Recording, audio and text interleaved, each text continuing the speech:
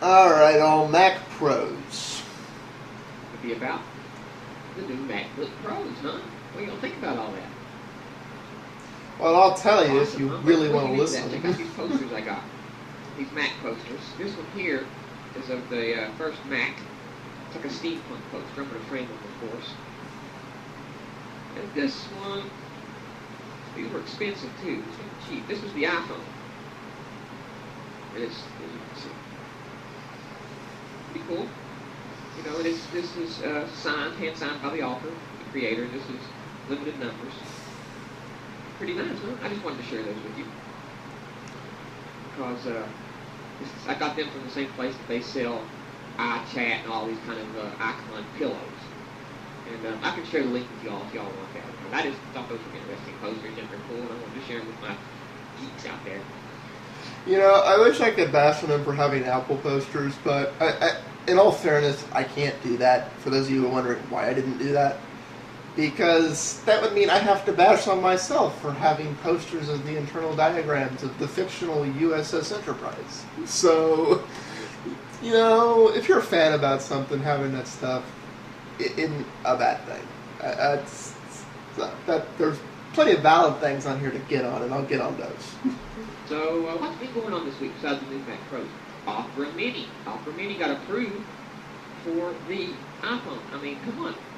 Some people will say, yeah, no, same thing here. What I consider a good test of this, and yes, I know I'm talking over you, Eric. People want to watch you sound thick and want to watch your video.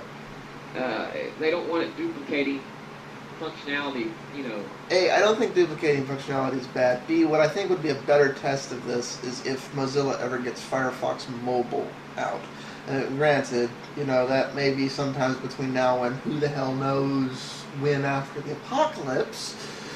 But if it ever does happen, that would be a better test of this. Because I know it'll wind up in Android, and I know Firefox Mobile will be as much of a leap in experience in Android as it is in Linux, because of the way Mozilla is very good about hooking into Linux-based systems.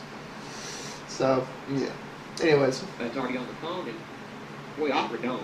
Now, Opera Mini, I'm sure it will improve, okay, over the next few iterations. But right now, piece of junk. I'm sorry. Welcome to Opera. It's body and hard to get around with. Now, it's fast. It's really fast. Yeah, it's fast, but Opera servers. I'd rather trade functionality for this raw speed. But it's fast. And I love the way they do multiple windows. The tabs, okay? But other than that, the zoom is clunky. It's just not there yet. And I can see why Apple approved it. I mean, people are going to say, God, Safari's better than this. You know, it's just going to help Apple out.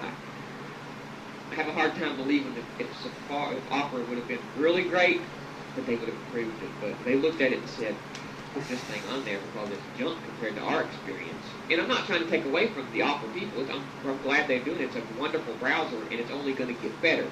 But right now, there's really not much of a choice between Safari and Opera because Safari's pretty much a lot better right now. Okay? But I commend them for getting it out there. I commend Apple for approving it, and let's just hope they improve upon the experience and the kind of the clunky feel that it has. Now, other than that, let's go ahead and dive into our MacBook Pros. And this is just my opinion. Some of these things might be wrong. I don't know. I haven't really looked too in depth at this. I've got a lot of questions that some people in my Twitter followers have answered. But it looks like the 13 inches are going to stay dual core. Okay, that's the first thing I have to go on there. Like he said, the 13 inches are still dual cores. They're the 2.4 and the 2.66 gigahertz dual cores. My question is, Apple, why did you not use the i3s?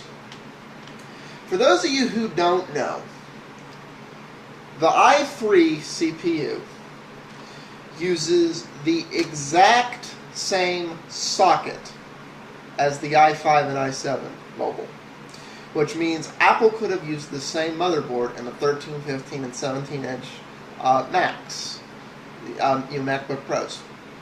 The savings to the end user and the savings to Apple, that's not a small amount. They sell a lot of 13 inches.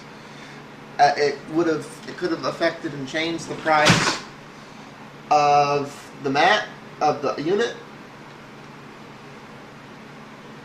And so, this isn't a small thing.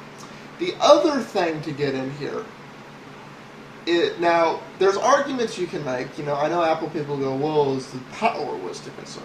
No, that wasn't the concern here. Because if you look at the specs here, right here, looking at the i3 mobile, they're all 35 watt CPUs. Let's go look at the Core 2s.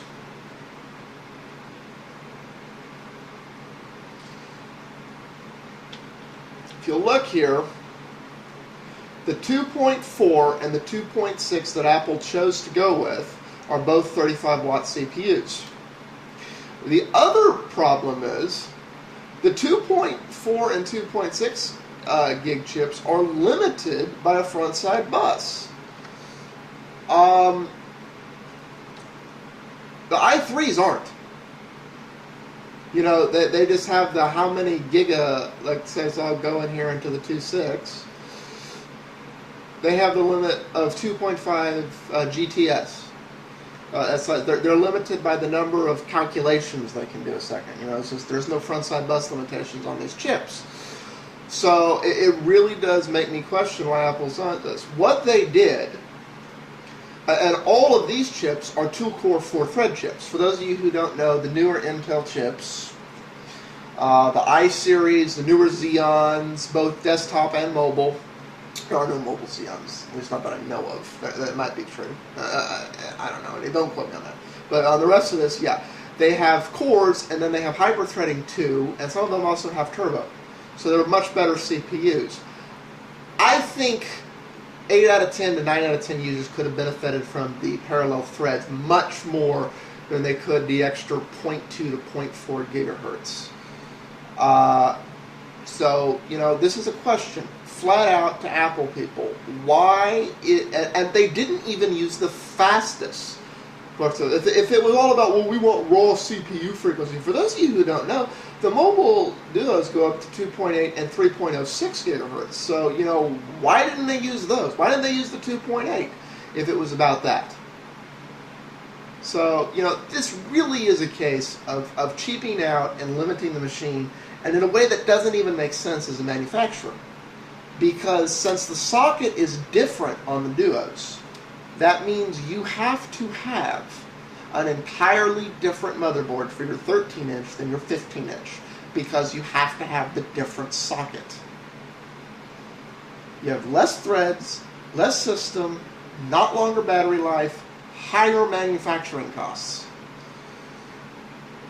It's like, really, I want someone to explain this. Eric, if you want to reply back to me on why this was the proper choice for Apple, both in terms as most bang for the buck as a manufacturer and for the end user, on either grounds, because both have merit, but I see this as a lose-lose all around. This is basically, the way I look at this is Apple still had a stock of Core 2 chips, and rather than do what other manufacturers do, which is go, well, this is old, obsolete technology, so we're either going to liquidate it, or we're going to make a lower end line. And since, actually, there isn't even a reason to do that, because, correct me if I'm wrong, but don't the MacBooks still use the Core 2, so they could have just set the CPUs over there, to that division, to that line. They already have that product. Anyways, I'm up on time. I will cover the other parts in the next video. Peace out, all.